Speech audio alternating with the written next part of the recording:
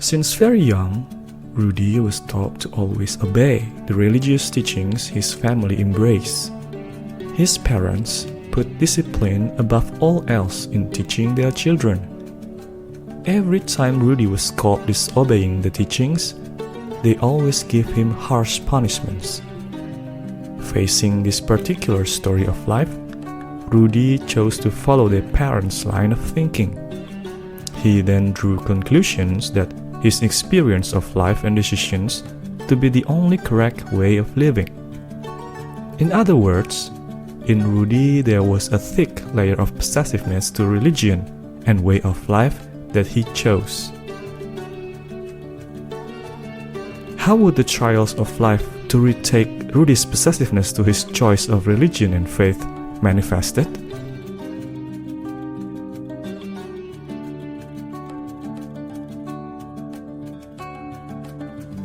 In high school, Rudi lived in a dormitory. Therefore, discipline in praying was an inseparable part of Rudi's life. Most of his dormitory friends who were his age often complained about this arrangement, but not Rudi. Rudi had been taught since a toddler how important it was to be precise and proper in praying. Rudi did not complain. It was not odd that in the end, his attitude brought him to become an exemplary student both in dormitory and school.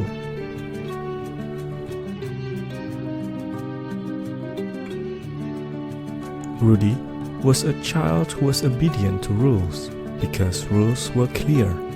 If you disobey, then you got punishments, and if you obey, then you got rewards. This concept was very logical, very in tune to Rudi's mind. Therefore, Rudi obtained satisfaction following all kinds of suggestions taught in his religion. At school, Rudi's teacher said there were enormous rewards waiting for people who were able to understand and memorize the content of the Holy Book. A spark ignited inside Rudi's heart when the teacher described in detail what kind of rewards he meant, what kind of positions promised. Rudi decided then and there to reach that pinnacle. Ever since, Rudi spent some time every morning to memorize the Holy Book.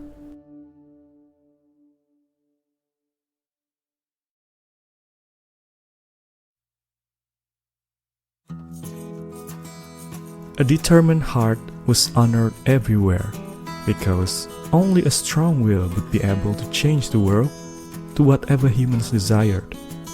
However, few people realized that a strong will was vastly different from a pure will. One was praised and celebrated among humans, while the other was precious before the Almighty. Trials of life were the ones which will decide whether humans' will were truly pure, as happened to Rudi 2 years later when he finally succeeded in memorizing the Holy Book of his religion word by word. At the end of term, Rudi's school always organized a debate contest among the students who would graduate. Different from the usual debate, in this contest the participants compete individually.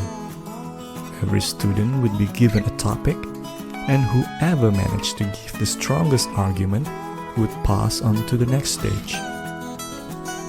Rudi, using his understanding of the Holy Book he grind every morning, slide onto the final stage easily. At this point, he already knew that he would win. It was impossible the amount of sweat he shed every morning, concentrating while his friends were fast asleep, would be for nothing. Unfortunately, Rudi lost. Answers given by his opponent, Iman, apparently judged to be stronger than Rudi's by Mr. Saleh, the jury.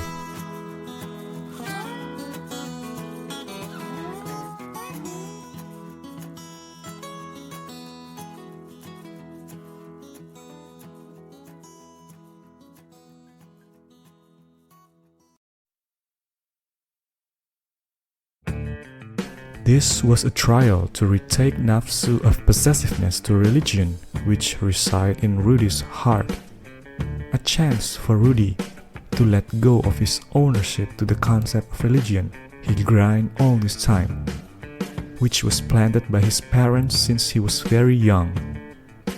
The all-encompassing was talking to Rudi that there was still a vast world outside his understanding of life and religion at that point. The Almighty loved Rudi, so he reminded him to let go of the delusion that he was already capable of mastering the infinite knowledge of Allah only by memorizing the Holy Book.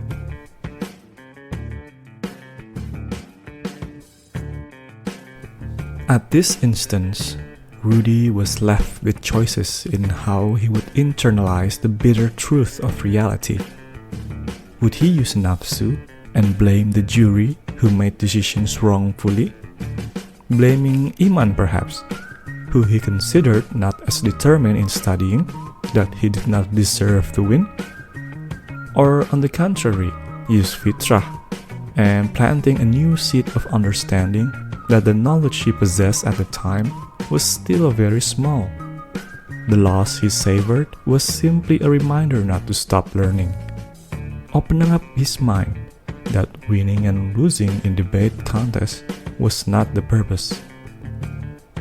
Choices taken by Rudi after that would decide what kind of life's trials would visit him in the future.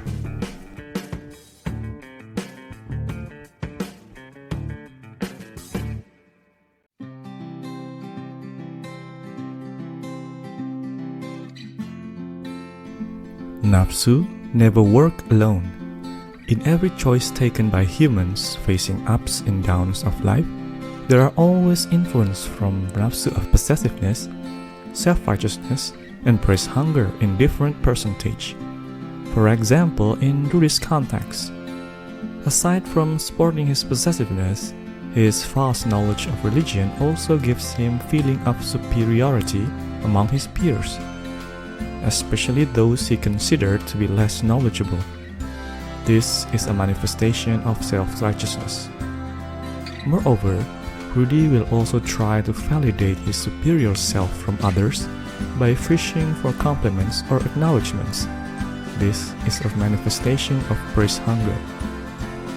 Examples given in the series Encyclopedia of Life's Trials is simplified in order to be understood more easily.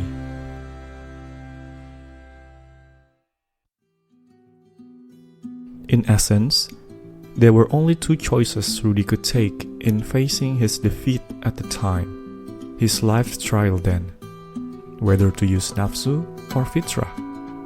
However, in reality there was so many combination of answers Rudi could pick. It depended on the distribution of power between nafsu and fitrah on Rudi's conscience, as well as the consideration among feelings, minds, and thoughts in choosing how to act. For a few days, Rudi might feel down. A month later, Rudi might be able to calm his heart. A year later, Rudi might even already forgot about his disappointment. But there were also possibilities. The negative feelings were not gone or healed from his heart as time goes by, but instead only buried deeper, waiting for the right moment to reignite. This condition happened because nafsu managed to plant their influence inside Rudi's heart, and Rudi's fitrah had not succeeded in cleaning it perfectly. This condition is what we call the afflictions of the spiritual heart. Spiritual heart afflictions are semi-permanent damage to a human's conscience, which will automatically influence their decision-making process in the future to value nafsu over fitrah. These seeds were the true reason humans always manage to hurt one another, so that peace never truly settles in this world.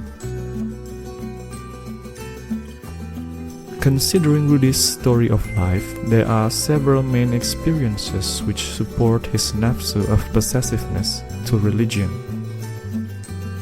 1. Both Rudi's parents had a superior obedience to religion and managed to plant it in Rudi since he was very young. 2. Rudi's parents were leaders of religious organization. 3. Since the beginning, Rudi was always enrolled to renowned and elite religious school. 4. Rudi was an exemplary student in school. 5. Rudi memorized the contents of Holy Book.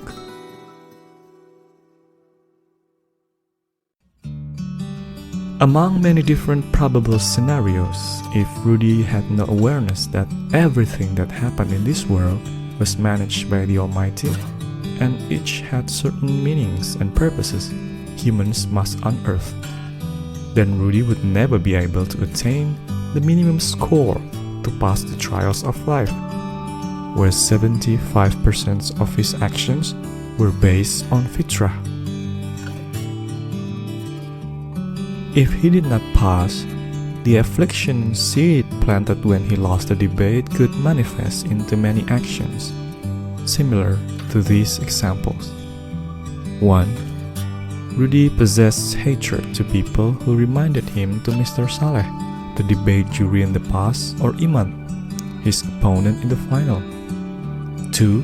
Rudi became even more determined to master all knowledge about religion, but with determination fueled by nafsu, not fitrah, cementing his possessiveness to the knowledge he had and the knowledge he would have had mastered.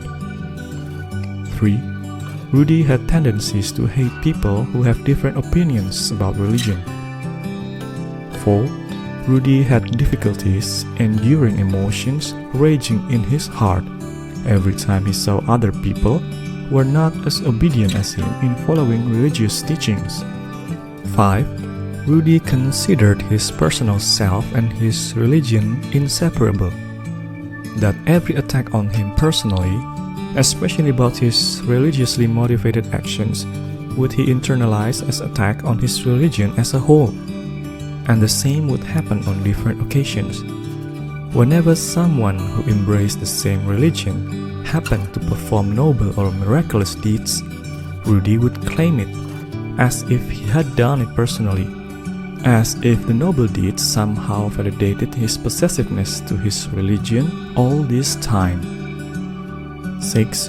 Rudi considered religion as his belonging, that he felt privileged to determine which is right and which is wrong according to him, and then label it as part of religious obligations for everyone else.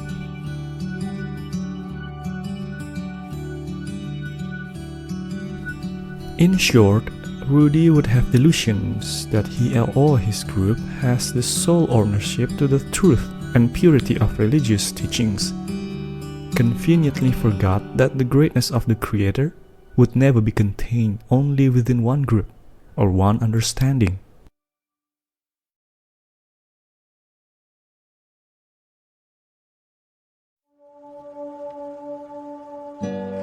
Imagine if one morning, while sipping through his coffee and strolling in social media, Rudi sees someone states a different opinion from what Rudi currently has.